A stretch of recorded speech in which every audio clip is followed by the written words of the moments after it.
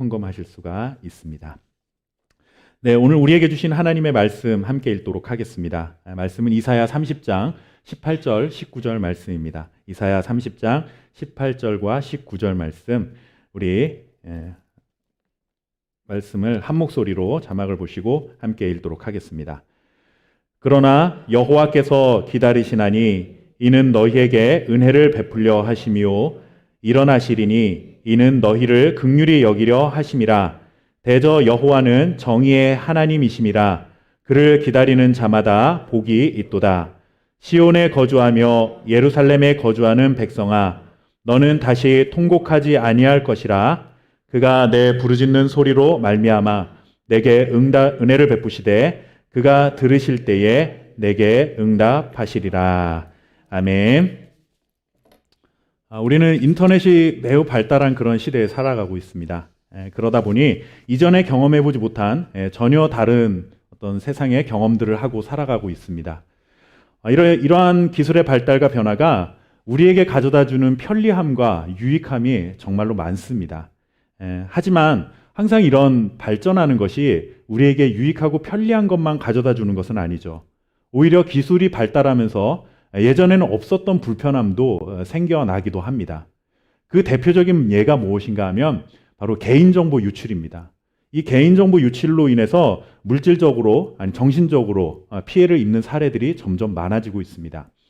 아마 우리 모두는 모르는 사람들로부터, 전혀 알지 못하는 사람으로부터 대출 권유를 받거나 아니면 보험을 권유받거나 어떤 상품에 가입하도록 이렇게 권유를 받는 그런 전화를 한 번 정도는 다 받아보셨으리라 생각을 합니다. 뿐만 아니라 이제는 우리에게 익숙한 단어가 되었는데 이 보이스피싱이라고 하는 신종 사기 수법이 처음에는 굉장히 당황스럽게 됐지만 이제는 너무나 일상처럼 되어버렸기 때문에 우리 이제 아무것도 아닌 것처럼 그렇게 받아들이고 있지만 그런 것으로 인해 위험한 순간을 맞이해 보신 경험도 어쩌면 있을 수도 있습니다. 최근에는 스마트폰으로 날아오는 이 문자 메시지가 문자 메시지를 잘못 한번 클릭을 했는데 그 문자 메시지 때문에 핸드폰에 악성 코드가 생겨서 핸드폰을 수리를 받아야 하거나 아니면 전혀 자기가 결제하지도 않은 어떤 그런 소액 결제가 이루어지면서 어떤 금전적인 피해가 생기는 사례들도 많아지고 있습니다. 상황이 이렇다 보니 한편에서는 이런 전화나 문자로 인해서 피해가 발생되지 않도록 그 피해를 최소화하기 위한 방법들을 찾아내기 위해서 또 애를 씁니다. 그래서 서로 아는 사람들끼리 스마트폰에 깔려있는 그 어플을 통해서 정보를 공유하는 거죠. 절대로 이런 문자 메시지는 열어보지 마세요. 이런 전화는 받지 마세요. 라고 하는 이런 이런 정보들을 공유하는 것이 더 이상 우리에게는 낯선 풍경이 아닌 그런 시대가 되었습니다. 이렇게 개인정보 유출이라는 생각하지도 못했던 문제가 생기면서 우리는 그것에 대한 대처 방법을 찾기 위해서 또 다른 골머리를 썩는 그런 현실을 맞이한 것입니다. 그러니까 이런 일도 걱정하고 우리가 이런 일까지 고민하고 살아야 하나 라며 사실 불평할 수도 있는 일이라는 생각이 듭니다. 하지만 여러분들 불안한 마음을 최소화하고 이 말도 안 되는 피해를 보지 않기 위해서 적절한 대처 방안을 준비하는 것을 귀찮게만 여겨서는 안 될 것입니다. 귀찮다고 나 몰라라 하거나 에이 설마 그런 일이 나한테까지 일어나겠어? 라고 별일 아니게 이렇게 안일하게 생각하다 보면 그 피해의 당사자가 내가 되지 말라는 법이 없기 때문에 그렇습니다. 이렇듯 우리의 인생은 어느 순간에 어떤 원인으로 인해 내 잘못과 아무런 상관없이 그런 위기를 만나게 될지 모르는 풍전등화와 같은 인생을 우리가 살아가고 있다라고 말할 수 있습니다. 여러분들 살아가면서 위기의 순간을 한 번도 만나지 않는 방법은 사실 없습니다. 우리가 정말로 열심히 노력한다고 그래가지고 위기가 한 번도 안 찾아오는 그런 인생은 아무도 없습니다. 그렇다면 어쩔 수 없이 만나야 할 위기라고 한다면 여러분들 그 위기가 한 번도 나에게 안 왔으면 좋겠다라고 생각하는 것은 사실상 무리가 있는 것이라고 한다면 어떻게 우리가 이 위기를 지혜롭게 대처하고 살아가야 할 것인가 라는 것을 고민하고 살아가야 하겠죠. 여러분들 위기에 닥쳤을 때 어떻게 하면 잘 모면할 수 있을까요? 여러분들만의 특별한 노하우가 있으신가요? 여러분들 그런 것들이 있다면 아마 우리 지금 난리가 났겠죠. 요즘 이런 카톡을 통해서 너무나 많은 정보들이 공유되고 있기 때문에 여러분들 아마 정말로 인생을 살면서 단 한 번의 위기도 만날 수 없는 방법, 이런 거 아마 카톡으로 아마 공유하기 시작한다면 아마 전화기에 불이 나기 시작할 것입니다. 사람마다, 상황마다 여러분들 대처하는 방법은 여러 가지가 있을 수가 있습니다. 어떤 위기는, 어떤 사람은 정면 돌파하기를 좋아하는 사람이 있습니다. 위기를 만나면 부딪히는 것이죠. 그래서 정면 돌파하는 것입니다. 그런데 반면에 어떤 위기는 그렇게 정면으로 부딪혀서 돌파해야 하는 것보다는 살짝 피해가는 것이 더 지혜로울 때도 있습니다. 기다리는 것이죠. 또 어떤 위기는 내 스스로 해결해야만 하는 위기가 있습니다. 그러나 어떤 위기는 나 혼자 해결할 수 없기 때문에 누군가의 도움을 받아야만 해결할 수 있는 일도 있습니다. 정면 돌파를 해야 할지, 아니면 잠시 피해야 할지, 나 혼자 해결해야 될지, 아니면 누군가의 도움을 받아야 할지, 이런 것들을 잘 분별해서 그 상황에 맞는 위기 대처 방법을 찾는 것은 이 위기를 극복하는 데 매우 중요한 일이 될 것입니다. 그런데 오늘 우리가 읽은 말씀에는 위기를 만난 어떤 사람들이 잘못된 대처 방법을 찾게 되어 더 큰 위기를 만나게 되는 그러한 상황이 펼쳐지고 있습니다. 전쟁이라는 위기를 만난 이스라엘 백성들이 바로 그 주인공입니다. 전쟁을 치러야 하는 이 민족적 위기를 만난 이스라엘 백성들은 이 문제를 자기네들 스스로 해결할 수 없다라고 생각했기 때문에 누군가의 도움을 받아야 된다라고 판단합니다. 그런데 문제는 무엇인가 하면 누군가의 도움을 받아야 한다라는 것을 판단한 것까진 좋았는데 그 대상을 잘못 선택하는 오류를 범하고 맙니다. 위기의 순간에 누가 우리에게 진정한 도움이 될 것인가 라는 것을 분별하지 못하면 오히려 그 의지했던 것이 우리에게 부메랑이 되어서 더 큰 위기를 초래할 수도 있는 것이죠. 오늘 본문의 이스라엘 백성들이 그런 사면초가의 위기를 맞이하는 모습을 우리는 볼 수가 있습니다. 오늘 이 말씀을 통해 우리는 이스라엘의 실패를 우리의 반면 교사로 삼아 우리는 위기의 순간을 어떻게 대처해야 하는 것이 올바른 것인지에 대한 중요한 교훈을 얻을 수 있는 그러한 시간이 될 수 있기를 바랍니다. 여러분들 누군가를 의지해야 한다면 과연 누구에게 우리는 도움을 청해야 되고 의지해야 하겠습니까?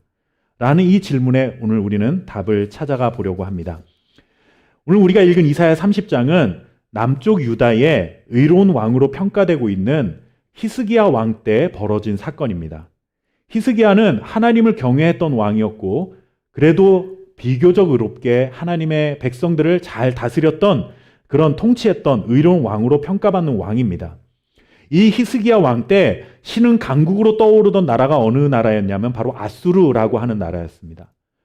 그러니 당시 아수르는 막강한 힘을 가지고 이제 막 부상하고 정말로 전성기를 구가하고 있던 그런 시대였기 때문에 이웃 국가들에게는 위협이 되었습니다. 그것은 이스라엘에게도 마찬가지였죠. 이스라엘도 아수르는 언제나 부담스러운 존재로 여겨졌습니다. 그런데 그 염려처럼 아수르가 이스라엘을 침공한 것입니다. 그러니 이스라엘은 혼자의 힘으로 아수르의 침공을 막아내기가 어려웠던 것이죠. 그것이 그들이 처한 인정해야 하는 현실이었습니다. 그러다 보니 자연스럽게 다른 힘 있는 누군가의 도움을 기대할 수밖에 없는 처지가 된 것입니다. 그렇게 도움을 찾다 보니까 이 이스라엘 백성들의 눈 속에 들어온 존재가 누군가 하면 바로 애굽이라고 하는 존재였습니다. 이스라엘의 입장에서는 애굽을 의지하면 아수르의 침공을 막아내는데 매우 효과적일까라는 판단을 내리게 된 것이죠. 그래서 이스라엘은 애굽과 동맹을 맺고 그들의 힘을 의지하려고 합니다. 이사야 30장 2절 말씀인데요. 우리 이 말씀을 같이 한번 읽어보도록 하겠습니다. 그들이 바로의 세력 안에서 스스로 강하려 하며 애굽의 그늘에 피하려 하여 애굽으로 내려갔으되 나의 입에 묻지 아니하였도다. 말씀해 보시면 애굽의 그늘 아래 피하려고 한다라는 표현이 나와 있습니다. 근데 여기서 나오는 그늘이라는 단어는 어떤 의미를 가지고 있냐면 보호자라는 의미를 가지고 있습니다. 그러니까 애굽의 보호 밑에서 우리가 살고 싶습니다라는 그런 의미를 가진 것이죠. 그런데 여러분들 이 보호자로 삼았다라는 의미에 굉장히 깊은 의미가 담겨 있습니다. 민수기 14장 9절 말씀인데요. 우리 민수기 14장 9절 말씀도 같이 한번 읽어보겠습니다. 다만 여호와를 시작. 다만 여호와를 거역하지 말라. 또 그 땅 백성을 두려워하지 말라. 그들에게서 떠났고 여호와는 우리와 함께 하시느니라. 그들을 두려워하지 말라. 아멘. 여러분들 이 말씀은 가나안 정탐을 마친 후에 여호수아와 갈렙이 와서 보고하는 내용 중에 한 장면입니다. 이 말씀에 보시면 이런 말씀이 나오죠. 그들의 보호자는 떠났고 우리의 보호자는 우리와 함께 하고 있습니다. 라는 고백을 합니다. 여러분들 가나안 땅, 가나안을 지켜주는 보호자와 우리 편을 보호해주는 우리 편의 보호자이신 여호와가 지금 비교되어서 나오고 있는 그런 말씀입니다. 쉽게 말하면 이것이죠. 우리가 섬기는 우리의 보호자, 바로 여호와 하나님은 우리와 함께 있고 저들이 섬기는 가나안 족속들이 섬기는 그들의 보호자는 그들을 떠났다라는 그러한 고백을 하고 있습니다. 여러분들 그렇다고 한다면 이 보호자라고 하는 것은 단순히 우리의 신변을 보호해준다라고 하는 어떤 그런 우리가 일반 상식에서 알고 있는 그런 의미가 아니라 우리가 섬기고 있는 신이 누구인가라고 하는 의미가 여기에는 담겨 있는 거예요.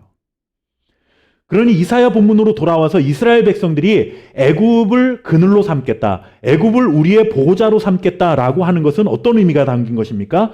이제껏 우리를 지켜왔던, 우리가 섬기던 여호와 하나님의 신앙을 버리고 애굽 그리고 바로를 내가 이제 하나님처럼 섬기겠습니다라는 고백이 여기에는 담겨 있는 것입니다.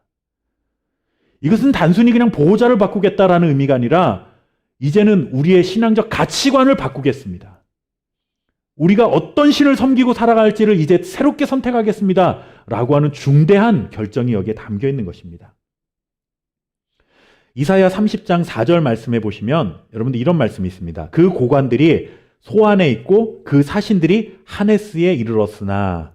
근데 소안, 하네스라는 익숙하지 않은 도시의 이름이 나오는데 이 소안, 하네스라는 이 도시들은 애굽 땅에 있는 도시들입니다.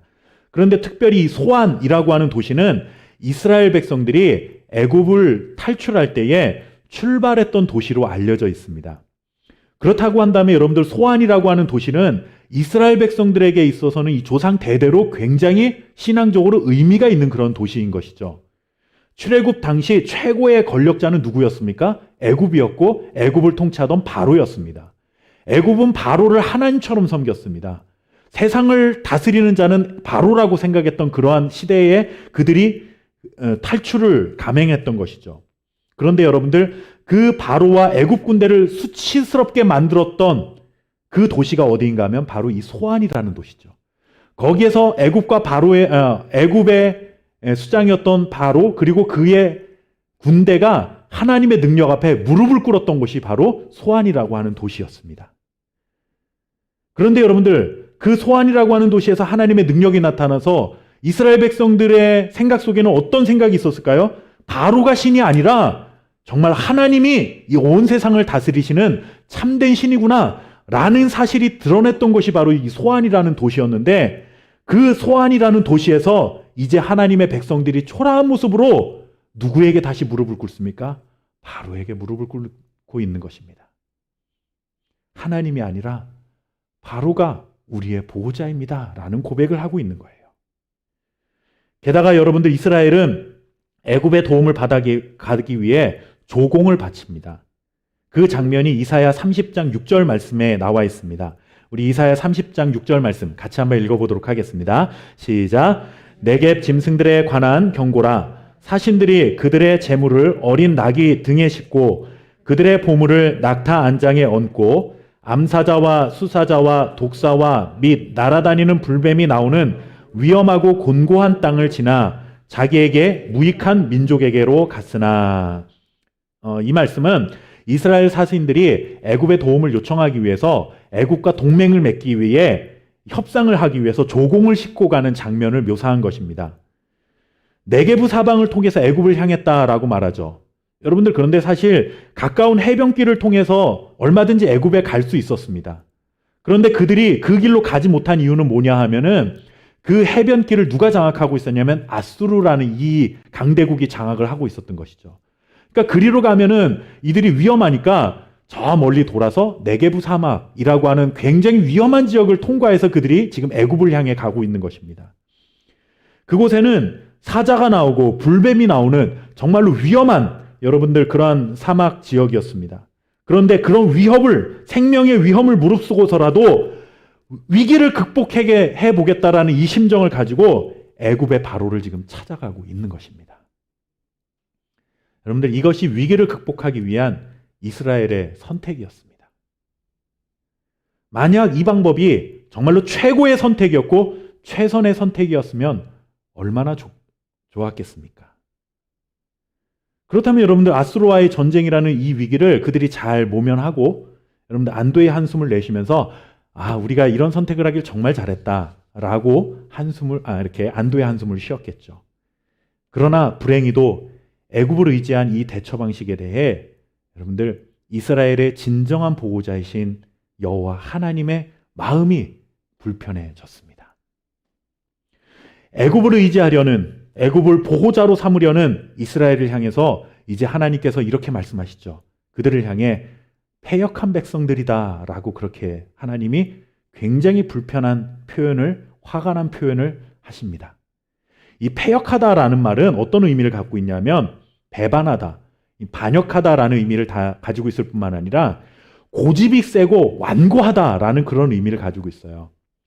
그러니까 이 하나님께서 택하신 이스라엘 백성들을 향해 이 패역한 백성들이라고 말할 때는 지금 막 화가 너무 막 나가지고 화를 주체하지 못해서 막 그 감정을 이기지 못해가지고 그냥 막 욕을 하신 그런 장면이 아니라 이미 이전에도 여러 번 그들을 향해서 뭔가 말씀을 하셨다라는 의미가 담겨 있는 것입니다. 내가 너희들에게 그렇게 살지 말라고 얘기했다. 내가 지금까지 너희들에게 이렇게 수많은 경고들을 해왔는데도 불구하고 너희들은 고집스럽게도 지금 내 말을 듣지 않고 너희들의 뜻대로만, 그렇게 지금 너희들의 고집대로만 살아왔구나. 그 완고한 태도를 하나님께서 지적하신 것입니다.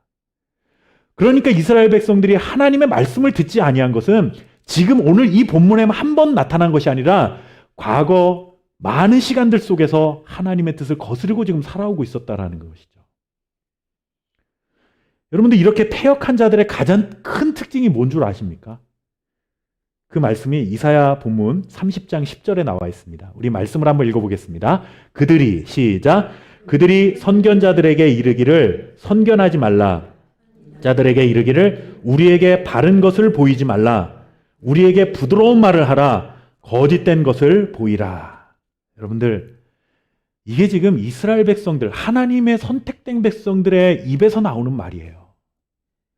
하나님을 전혀 모르고 살아가는 사람들, 다른 신을 섬기는 사람들이 하나님의 말씀을 전하는 누군가에게 와서 너 하나님의 말씀 하지 말어 라고 이야기한다면 여러분들 이해가 될 만한 상황이지만 이 이야기가 하나님의 백성들의 입에서 나오는 이야기라는 거죠.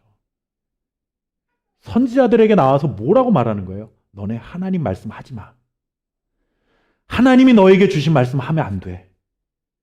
너희들 옳은 말, 바른 말 하지 마. 어떤 말만 해야 돼요? 대신 우리에게 부드러운 말만 해줘. 여러분들, 부드러운 말이 무엇입니까? 자기가 듣고 싶은 말 해달라는 겁니다. 하나님의 말씀 전하지 말고 내가 뭘 하든지 나 잘했다라고 칭찬해달라는 것이고 내가 이렇게 생각해도 그거 잘했다라고 칭찬해달라. 지금 그 이야기입니다. 자기들이 원하고 듣고 싶은 말 해달라는 것이죠. 하나님이 무엇이라고 말씀하시는지를 들으려 하질 않습니다. 신앙생활을 하면서도 정말 성경이 우리에게 말하려고 하는 것을 들으려고 하는 것이 아니라 내가 듣고 싶은 말씀만 들으려 찾아서 선택하는 거예요. 자기들이 듣고 싶은 달콤한 말만 해달라고 선지자들에게 그렇게 요청하고 있습니다. 패역한 자들의 가장 큰 특징은 하나님의 말씀을 들으려 하지 않는다라는 데 있습니다. 여러분들, 왜 들으려 하지 않을까요? 왜 하나님의 말씀을 들으려 하지 않는 것입니까? 그 이유는 무엇이겠습니까? 그것은 자기 자신의 욕망을 채우고 싶은 욕심이 가득하기 때문에 그렇습니다. 그러니 하나님의 말씀에 관심이 없는 거예요. 이스라엘의 선지자는 아직까지 기록된 하나님의 말씀이 없던 시기에 하나님께서 그 백성들에게 하나님의 말씀을, 뜻을 전하기 위해 택함을 받은 사람들이었습니다. 그런데 그 선지자들에게 하나님의 말씀을 전하지 말고 우리가 듣고 싶은 달콤한 말만 해달라고 합니다. 하나님의 뜻, 하나님의 생각과는 나는 아무런 상관없이 살고 싶습니다. 나는 하나님을 믿는 하나님의 자녀이지만 내가 살고 싶은 대로 살겠습니다라는 아주 모순적인 태도를 이들이 보이고 있다라는 것이죠. 자기 욕망을 위해서 하나님의 말씀을 취사 선택해서 이용하려는 것입니다. 그들은 하나님을 자신의 기대와 요구를 충족시켜주는 도구로 만들려고 하는 것이죠. 세상적인 성공을 위해 하나님을 자신의 성공의 수단으로 삼는 것입니다.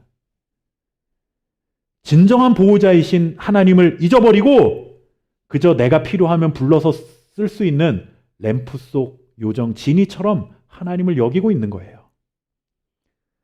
하나님을 보호자로 버리고 대신에 세상의 힘과 권력을 자신들의 보호자로 삼고 그들을 섬기고 살아가고 싶은 어리석은 모습들이 여기에 나타나 있는 것입니다. 이런 이스라엘의 태도에 대해 하나님께서는 이렇게 말씀하십니다. 너희가 의지하고 있는 그 애굽, 너희에게 아무런 도움이 되지 못할 것이다. 그들이 보호자로 삼다가 더 큰 수치를 당하게 될 것이다. 애굽은 무능한 것이기 때문에 의지하면 안 된다라고 하나님 경고하시는 거죠. 7절 말씀에 가보시면 하나님 이런 표현을 사용하십니다. 애굽은 가만히 앉은 라합이다. 여러분들 라합 그러면 우리가 가장 먼저 떠올리는 사람이 있습니다. 어떤 사람들인가 하면 이스라엘 백성들이 여리고성을 함락하기 전에 정탐꾼을 보내는데 그때 그 정탐꾼들이 도망갈 수 있도록 도와준 기생이 있죠. 그 기생 라합이라는 여인이 있습니다. 이 여인을 생각하는데 여기서 말하는 라합은 그 라합이 아닙니다.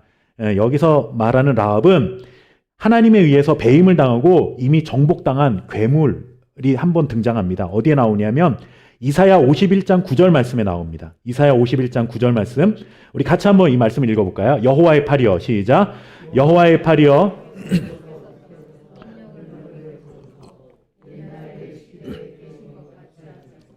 라합을 점이시고 용을 찌르시니가 어찌 주가 아니시며 여기서 라합이 처음 한 번 나오는데 사실 어떤 존재를 두고 정확하게 말하는지는 알지 못하지만 그 하나님의 능력이 용을 찌르시니 뭐 이런 표현이 나오는 것으로 봐서는 하나님의 백성들을 괴롭히는 어떤 사탄 그런 무리를 이야기하는 것 같습니다. 그래서 여호와의 능력에 의해 자신의 힘을 박탈을 당하고 이제 꼼짝하지 못하는 괴물, 그 가만히 앉아있기만 하는 라합과 같은 존재, 그런 존재가 애굽이다라는 거죠. 이렇듯 우리는 하나님의 약속과 도움을 신뢰하지 못하는 경우가 있습니다. 신앙생활을 하면서 하나님을 믿는다라고는 하는데 하나님의 약속의 말씀을 신뢰하지 못하는 거예요. 하나님의 약속은 너무 비현실적인 이야기처럼 들려지고 우리에게 잠시 마음의 안정을 가져다 주기는 하지만 실질적인 도움이 되지 않는 것 같아 보이기 때문에 하나님의 말씀보다는 좀 더 확실하고 든든하고 실질적인 도움이 될 만한 그 어떤 무언가를 보호자로 삼고 싶어 그거를 찾고 그것을 간구하는 그런 경향들이 우리 안에 있을 수 있다는 거죠. 하나님의 약속보다도 애굽이 더 든든한 보호자가 될 것이라고 기대했던 이스라엘처럼 우리도 우리만의 애굽을 만들기 위해 그것을 의지하고 살아가고 싶은 마음에 자꾸 세상으로 눈을 돌리는 경우가 있다는 거예요. 그러나 하나님께서는 그런 자들에게 이렇게 분명하게 말씀하신 거죠. 너희가 찾는 그 애굽, 가만히 앉아있는 라합이다. 오늘 본문에서 이스라엘 백성들을 향해 전달된 이야기이지만 하나님을 보호자로 삼지 않고 자신만의 애굽을 만들어 가려고 하는 모든 자들이 들어야 할 하나님의 경고인 것입니다. 이렇게 힘없는 무익한 것을 의지하다가는 너희들 곧 무너지게 될 거야 라고 하나님은 이사야를 통해 말씀하시고 계십니다. 이사야 30장 14절 말씀, 우리의 말씀 같이 한번 읽어보도록 하겠습니다. 그가 이 나라를 시작. 그가 이 나라를 무너뜨리시되 토기장이가 그릇을 깨트림같이 아낌없이 부수시리니 그 조각 중에서 아궁이에서 불을 붙이거나 물덩이에서 물을 뜰 것도 얻지 못하리라. 이 말이 무슨 말씀인가 하면 토기장이가 자기가 만든 토기를 마음에 안 들어서 박살내겠다라는 거예요. 얼마나 산산조각 내겠냐 하면 그것이 박살이 나버려서 아궁이에서 조그만한 불을 담아오기에도 필요가 없고 우물에서 조그마한 물 한 컵들 그런 조각조차도 남지 않을 만큼 하나님은 완전히 박살내겠다라는 거죠. 무서운 말씀이죠. 사실. 조금의 희망도 없다라고 하는 하나님의 경고고 심판의 말씀입니다. 여러분들 하나님의 말씀을 들으려 하지 않는 패역한 백성, 완악한 마음으로 살아가는 애굽을 자신의 보호자로 삼으려는 자들에게 내려진 경고가 이와 같은 무서운 말씀이었습니다. 하나님의 말씀을 업신여기고 선지자들을 통해 전해지는 하나님의 말씀을 거부하고 내가 듣고 싶은 말만 듣게 해달라고 요청했던 그들에게, 그 자신의 악한 생각을 의지하는 자들에게 여러분들 예기치 않은 순간에 심판이 임할 것이다. 하나님 분명하게 말씀하고 있는 것입니다. 자기 스스로 강하려고 했던 자들에게, 하나님께 묻지 않는 자들, 그런 자들에게 내려진 하나님의 선언입니다. 여러분들 위기를 만났습니다. 위기를 어떻게 해결해야 할 것인가 고민하다가 방법을 찾았습니다. 그런데 그 방법 때문에 진짜 보호자이신 하나님의 마음을 불편하게 만들었습니다. 결국은 그것이 자충수가 되어서 더 큰 위기를 맞이하게 된 것이죠. 아수르가 침공해 오는 것도 여러분들 감당할 수 없는 큰 위기였는데, 사실 하나님의 백성들에게 있어서 더 큰 위기는 무엇입니까? 자신들의 구원자이시고 아버지이신 진정한 보호자이신 여호와 하나님이 우리에게 진노하시는 것, 이것이 여러분들 더 큰 위기입니다. 정말 이스라엘은 벼랑 끝에 서 있는 지금 위기 상황이 맞이한 것입니다. 하나의 위기도 해결하기 힘든데 설상가상으로 도저히 해결 방법이 보이지 않는 위기를 맞이한 것입니다. 여러분들 어떻게 해야 하겠습니까? 앞이 하나도 보이지 않는 그런 순간 아닙니까? 우리라면 어떻게 해야 할까요? 여러분들, 그런데 이런 위기의 순간에 놀라운 반전이 일어납니다.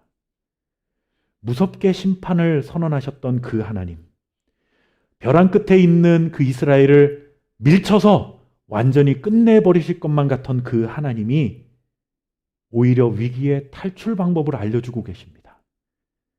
이사야 30장 15절 말씀 우리 같이 한번 읽어볼까요? 주 여호와, 시작. 주 여호와 이스라엘의 거룩하신 이가 이같이 말씀하시되 너희가 돌이켜 조용히 있어야 구원을 얻을 것이요 잠잠하고 신뢰하여야 힘을 얻을 것이거늘 너희가 원하지 아니하고.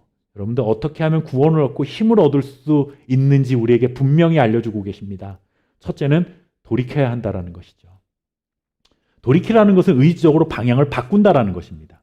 내가 이쪽으로 가고 있는데 그것을 멈춰서서 방향을 바꿔야 한다라는 것입니다. 그 뭐예요? 애굽을 보호자로 삼으려는 그 방향을 그만두라는 거죠. 그거 멈추고 방향을 바꿔서 하나님께로 방향을 바꿔야 된다. 지금 말씀하시는 것입니다. 두 번째는 조용하고 잠잠하라 라고 말씀입니다. 여러분들 이것은 조용하고 잠잠하라는 것은 입 다물고 가만히 있어라, 아무 말도 하지 말아라 이런 뜻이 아니겠죠. 이것은 여러분들 모든 갈등의 요소가 해결되고 평안이 찾아온 상태를 이야기하는 것인데, 마음속에 애굽과 하나님이라는 두 마음이 있으면 끊임없이 갈등합니다. 여러분들 두 마음이 있으면 마음이 편안할 수가 없어요. 그렇죠? 우리 마음속에도 이걸 할까 뭔가 선택을 하기 전까지는 끊임없이 마음이 괴롭습니다. 뭔가 갈등이 일어나는 것이죠. 방향을 바꿔놓고도 애굽을 마음속에 남겨두면 여러분들 마음이 불편하다라는 거예요. 조용할 수가 없다라는 거예요. 우리 마음이. 마음의 평안이 일어날 수가 없습니다. 조용하고 잠잠하라, 이것은 방향을 하나님께로 전환했다면 이제는 우리의 마음이 온 마음을 향해서 하나님을 향해 있어야 된다라고 하는 그런 뜻입니다. 세 번째는 뭐예요? 신뢰하라라는 것입니다.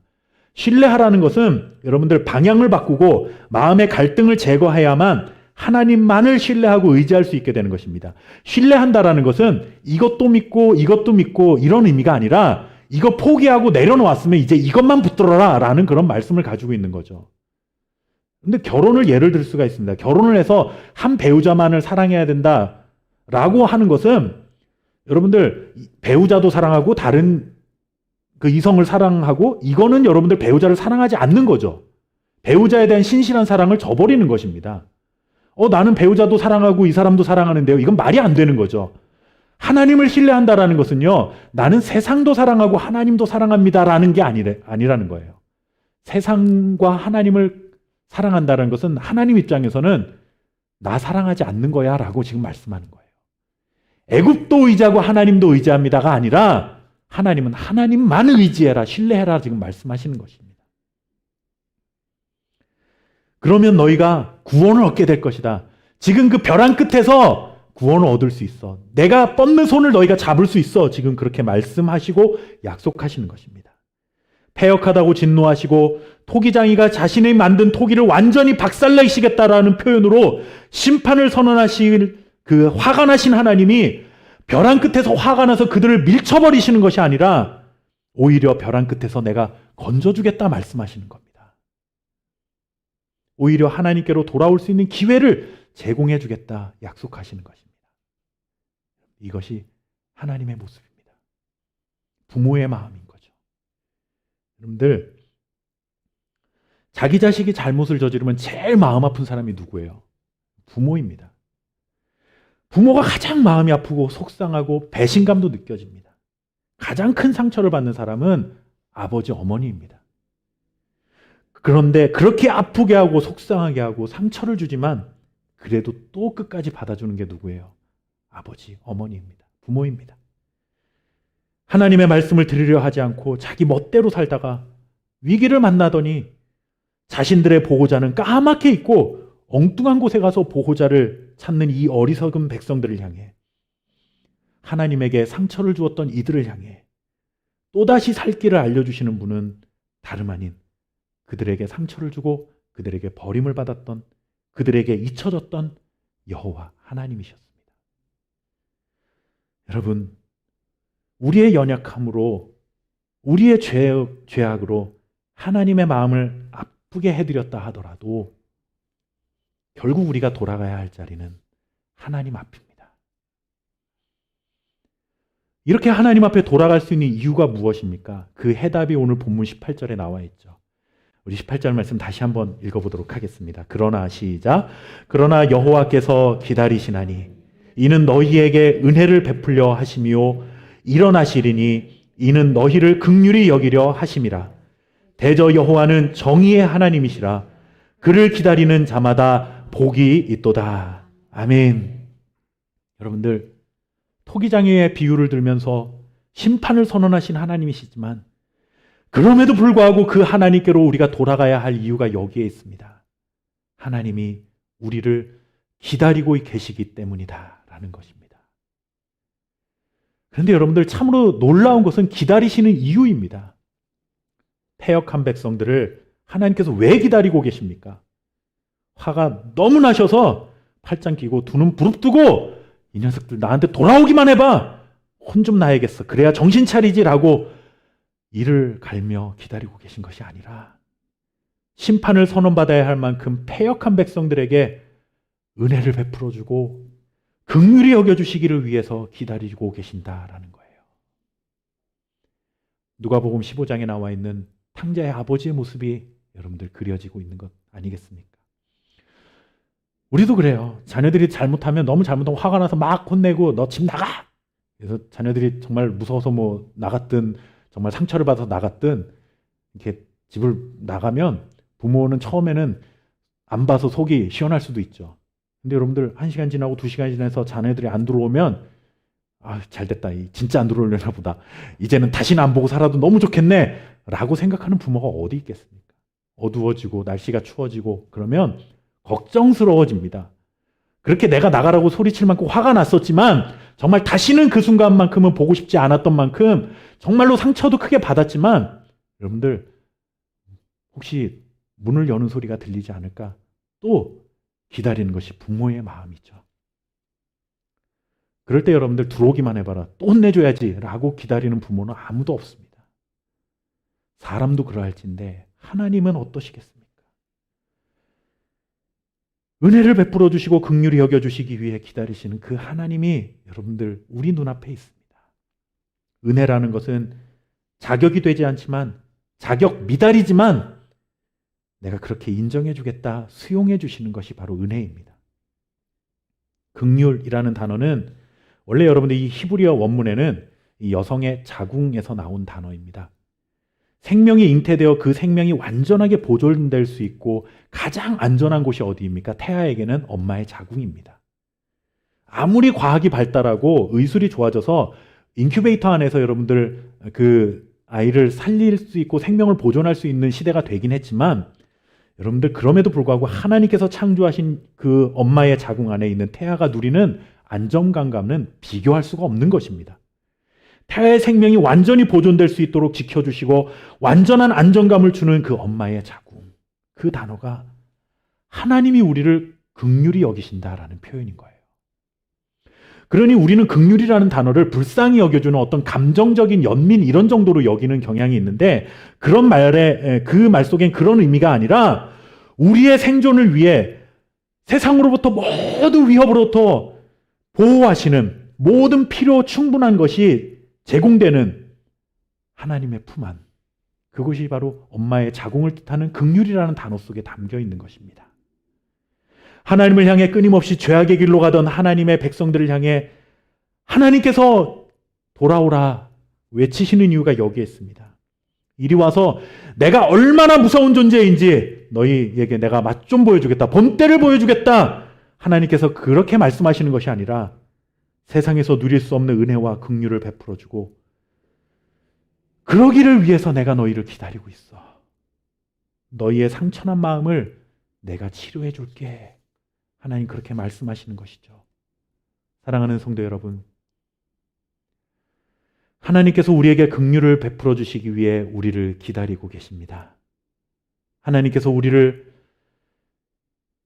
은혜를 베풀어 주시기 위해 우리를 기다리고 계십니다. 우리가 위기를 맞이한다면 과연 이 위기 앞에서 우리는 누구를 의지해야 하겠습니까? 우리는 힘든 일이 생기면 왜 나에게는 애굽이 없냐라고 하나님 앞에 불평할 때가 있습니다. 교회를 개척하는 과정 속에서 우리 그런 간증들 많이 듣잖아요. 나는 아무것도 가진 것 없고 아무것도 없었는데 아무 관련 없는 누군가가 나타나서 교회를 지어놓고 목사님 와서 목회만 하세요. 그러면 그런 일들이 막 벌어졌다고 간증하시고 하나님의 은혜에 감사하시는 분들을 이렇게 종종 듣기도 하고 뭐 이렇게 책을 통해서 보기도 하고 그러는데 개척하는 과정 속에 어떤 막힘이 생길 때 솔직히 하나님 앞에 그런 생각이 들더라고요. 하나님, 왜 저한테는 그런 사람도 안 생기나요? 저는 도대체 뭘 해하고 살아가야 되는지 정말 모르겠는데 하나님께서 왜 자꾸 이렇게 길을 막으시는 것 같습니까? 라고 불평을 했던 그런 순간들도 있습니다. 제 안에 뭐가 있었던 거예요? 하나님은 여전히 나와 함께하고 계시고 나를 보호해 주시는 분인데 자꾸 나는 애굽을 찾으려는 거죠. 왜 나에게는 그런 애굽이 없어요? 라고 이야기하고 싶은 거예요. 그런데 여러분들 그런 순간에 정말로 내 스스로 그런 애굽을 찾으려고 노력했다고 한다면 여러분들 어땠을까요? 저도 오늘 이스라엘이 만난 위기처럼 큰 위기를 만났겠죠. 그러나 참으로 감사한 것은 그런 순간에 다른 곳으로 눈을 돌리지 않고 진정한 보호자이신 하나님을 바라볼 수 있도록 하신 것 또한 은혜라고 생각합니다. 여러분들 스스로 위기 탈출을 꿈꾸며 세상에서 더 의지할 만한 나만의 애굽을 찾고 있었다고 한다면 그런 애굽을 만나고 싶어 한다면 이제 여러분들 그 자리에서 돌아와야 합니다. 하나님께로 돌아가야 합니다. 위기의 순간에 위기 탈출을 위한 애굽을 더 이상 찾지 마시고 어떤 위기의 순간에도 은혜와 긍휼을 베풀기 위해 우리를 기다려주고 계신 그 하나님을 바라볼 수 있는 그런 믿음으로 살아가는 저와 여러분 될 수 있기를 주님의 이름으로 축원합니다. 우리 함께 기도하겠습니다.